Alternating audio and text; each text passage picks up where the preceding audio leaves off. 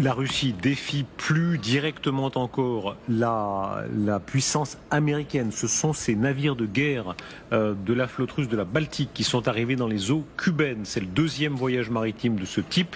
On en a les images. Le groupe naval est composé d'un navire école, d'une frégate de patrouille, d'un pétrolier ravitailleur. Il est resté dans le port de la Havane jusqu'au 30 août. Rappelons que ça fait suite à la démonstration de force encore plus spectaculaire il y a quelques jours seulement, quelques semaines. C'était le 17 juin avec le Kazan, le sous-marin à propulsion nucléaire Kazan, qui était escorté par une frégate, le Gorchkov, il y avait aussi un pétrolier. Le fait qu'il soit là vraiment sous le nez des Américains, ça n'est pas indifférent. Non, bien sûr, encore une fois, il s'agit de se montrer partout dans le monde, de se montrer au nez des Américains, et évidemment, c'est pas innocent, et à Cuba. C'est-à-dire, c'est aussi, là encore une fois, on fait de la diplomatie. On montre les liens étroits que l'on a toujours avec la République de Cuba. La présence en Amérique du Sud, n'est-ce pas? On va voir parler un peu plus tard de Maduro. Maduro, l'allié des Russes, des Iraniens, des Chinois, qui luttent pour la survie de son pouvoir contre les manifestants. Tout ça, évidemment, c'est tout près des Américains. C'est sous les Américains, sous leur nez. Oui, bien sûr, mais là, on a aussi un peu un parfum de guerre froide, avec la Russie à la place de l'Union soviétique, soutenant les régimes et les mouvements révolutionnaires en Amérique du Sud contre les gringos américains. Et donc, voilà, c'est le retour de la Russie sur la scène internationale comme alternative et opposant aux États-Unis. C'est leur obsession, il faut être clair. L'objectif premier de la Russie, c'est d'être reconnu comme adversaire équivalent aux États-Unis, ce qui équivaut à un statut de superpuissance. Voilà, donc ils n'ont Dieu que pour les Américains et contre les Américains, pour se rehausser eux-mêmes par cette adversité. Et donc dans ce cadre-là, ils soutiennent, ils recommencent à soutenir, parce qu'ils ont aussi maintenant les moyens de le faire, tout simplement tous ceux qui sont opposés à ce qu'ils appellent l'Occident global, les États-Unis en particulier, mais les Français aussi. C'est une manière de narguer, disons, du faible au fort. Mais enfin, quand même, en 2024, ça fait si longtemps que les Américains espèrent que Cuba tombe. Oui. Cuba résiste depuis si longtemps.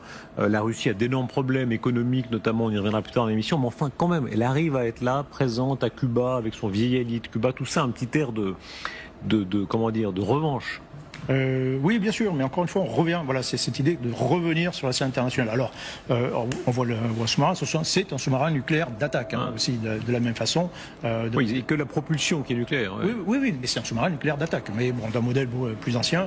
Ces bâtiments sont quand même des bâtiments assez anciens, malgré tout. Ouais. La Russie a beaucoup de mal à se moderniser, à moderniser sa flotte. Comme je disais tout à l'heure, c'est très cher.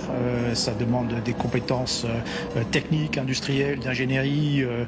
Que la Russie n'a plus au niveau de ce qu'avait l'Union soviétique, très clairement. Donc on a du mal à soutenir la comparaison en termes de sophistication, mais voilà, au moins on a la capacité de se montrer. Après, quand il faut mettre en œuvre et il faut véritablement combattre, et on parlait de la flotte de la mer Noire, c'est souvent plus compliqué. Voilà, mais dans tous les cas de figure, comme il n'est quand même pas question, malgré tout, de combattre dans les eaux sud-américaines, il s'agit là, effectivement, de se montrer et de resserrer, d'une certaine façon, les liens avec des pays amis, comme Cuba, ou éventuellement... Rien n'empêcherait de cette escadre d'aller faire un petit tour du côté du Venezuela aussi pour fêter la victoire du président Maduro. Vous parlez parfois de l'horloge de l'apocalypse qui a été beaucoup plus proche encore en d'autres temps du point fatal, mais enfin la crise des missiles à Cuba, tous les historiens disent que ça a été un des moments où on est passé vraiment tout près. C'est vrai, vous avez quelques moments, dans les années 50 aussi on l'oublie un peu, et notamment sur le théâtre asiatique et chinois, c'était très près les Américains en tout cas ont été très près d'utiliser l'arme nucléaire à 2 ou 3 occasions. La confrontation, alors ce qui est intéressant dans cette confrontation de Cuba, c'est qu'on a failli avoir l'usage d'armes nucléaires, mais des armes nucléaires qui à l'époque étaient tactiques. Concrètement, lorsqu'il y a eu concrètement, on rappelle quand même l'histoire, les faits, les soviétiques ont essayé d'installer, commencé à le faire, des armes nucléaires, des missiles à portée intermédiaire Ça renvoie aussi au traité sur les armes intermédiaires qui ont été, dont il a été question encore il y a quelques jours, des missiles à portée intermédiaire nucléaires sur Cuba. Les Américains, l'apprenant, décident d'instaurer un blocus et d'empêcher tout mouvement de la flotte russe, enfin soviétique. Et là, on se trouve dans une situation effectivement de tension où à 2 occasions, en tout cas, des sous-marins russes, des sous-marins nucléaires d'attaque, mais disposant à cette époque d'armes tactiques, de torpilles nucléaires, se sont posé la question de savoir s'ils allaient les utiliser contre les Américains. Et c'est d'ailleurs depuis cette époque qu'on a décidé de retirer les armes nucléaires tactiques, parce qu'on s'est aperçu que c'était quand même extrêmement dangereux au point de vue politique. Donc oui, on est passé très près, mais on était passé très près en 1969-70 entre l'Union soviétique et la Chine, où l'Union soviétique avait fait savoir aux Américains qu'ils étaient prêts à vitrifier une bonne partie de la Chine. Et ils ont demandé à Kissinger son avis à cette occasion, qui leur a déconseillé quand même de le faire. Donc oui, on est passé très près à plusieurs reprises de l'emploi, en tout cas, d'armes nucléaires, sinon d'un affrontement nucléaire généralisé. On l'avait un peu oublié. Et effectivement, l'horloge de l'apocalypse de l'université de Chicago a repris depuis quand même un certain temps, refonctionne à nouveau et se rapproche quand même à nouveau de minuit. Ah, camarades, vous avez écouté, je vous ai laissé écouter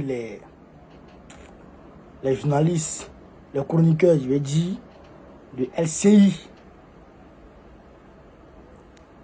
pour que vous puissiez comprendre les choses de leur point de vue, pour que vous puissiez entendre les choses de leur point de vue. Parce que bah, on connaît le seul pas toujours. Les navires de guerre russes, après le 17 juin, où beaucoup ont été envoyés les sous-marins, y compris le Belgorod, ont été envoyés dans les eaux cubaines, à quelques encablures des États-Unis. Je veux dire, les États-Unis ont apporté des tirs, voilà, que les États-Unis pouvaient toucher par les armes nucléaires tactiques. On n'a plus besoin d'armes intercontinentaux pour toucher les États-Unis à partir des eaux cubaines. Et au même moment, chers camarades d'Afrique, le deuxième envoi de ces navires-là intervient au même moment où l'Ukraine est effectivement rentrée en possession, chers camarades d'Afrique, des F-16, des fameux F-16. Les fameux F-16 sont effectivement arrivés en Ukraine. Alors qu'on disait que ce n'était pas possible parce qu'il fallait former les pilotes ukrainiens. Donc ça allait prendre du temps. Mais quand on regarde le timing de la formation, quand on commence le timing de la formation, par rapport au moment où les gens nous ont dit que la formation avait démarré, on constate qu'on ne peut pas, dans ce laps de temps, former un Ukrainien. Donc, qui sont ceux qui pilotent les F-16 de l'Occident qui sont arrivés en Ukraine? Eh bien, c'est des mercenaires occidentaux. Vous comprenez? C'est les mercenaires occidentaux, on va dire, qui sont aujourd'hui les pilotes des F-16 qui sont arrivés en Ukraine. C'est ça la vérité. Alors que Poutine avait dit que celui qui va permettre à l'Ukraine, celui qui va donner des armes à l'Ukraine pour frapper le territoire russe en profondeur, il allait lui aussi donner des armes à certaines personnes pour frapper les intérêts de ces personnes-là, de l'Occident. Vous avez compris, chers camarades d'Afrique. Et vous avez vu que Maduro est en train de lutter. Bien, c'est les Occidentaux qui manipulent aussi. Bon, je n'ai pas m'ingérer de façon, on va dire, inappropriée dans les affaires internes du Venezuela. Mais quand même, frère, Maduro, on dit c'est lui qui a gagné. Voilà, on dit c'est lui qui a gagné. Donc actuellement, l'opposition est en train de manifester et tout. Mais Maduro, c'est notre gars. Ça aussi, c'est une réalité.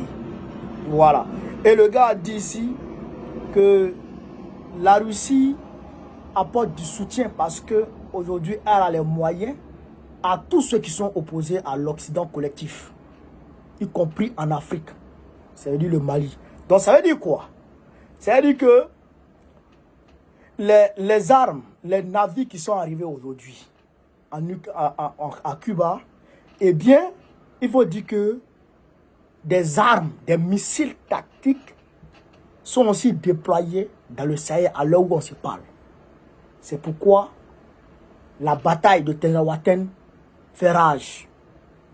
Parce que effectivement la Russie a envoyé des missiles tactiques là-bas qui peuvent toucher l'Occident collectif. En l'occurrence la France, l'Italie, en tout cas les pays de l'Europe de l'Ouest. Vous comprenez un peu, cher camarade d'Afrique? Le gars a dit qu'il y a le parfum de la guerre froide. Ce n'est pas le parfum de la guerre froide, c'est le parfum de la guerre hybride. Non, pas la guerre, le parfum de la guerre hybride même. Parce qu'on est en plein dans la guerre hybride. C'est le parfum de la troisième guerre mondiale qui pue. Vous comprenez ça? Donc, c'était pour vous montrer ça. Et vous dire que Poutine c'est un 10. Ben, c'est le navire de guerre à propulsion nucléaire. Voilà. Voilà. Pour vous dire que Poutine c'est un 10, quand il dit, il fait. Voilà. Donc, on prie Dieu qu'il maintienne la paix dans le monde. Et qu'il nous donne la paix dans le monde. Parce que les Occidentaux sont des barbares, des violents.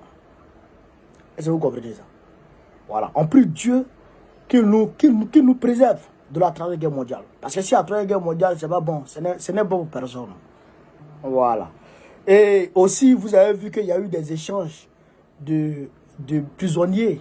Bon, si vous ne savez pas, je vous informe en même temps. Il y a eu des échanges de prisonniers entre l'Occident et la Russie. Parce qu'il y a certains prisonniers russes qui étaient en Allemagne, qui étaient eux aussi libérés. Il y en a qui étaient aux États-Unis, qui étaient eux aussi libérés.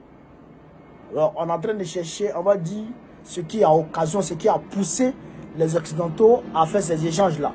L'échange a eu lieu en Turquie. C'est la Turquie qui a piloté ces échanges de prisonniers-là. Voilà, donc, c'était un peu ça, cher camarades d'Afrique. Sur ce, vive l'Afrique libre, vive le panafricanisme, vive tous les présidents panafricains. Gbagbo, président de la Côte d'Ivoire 2025. Inch'Allah, on est ensemble.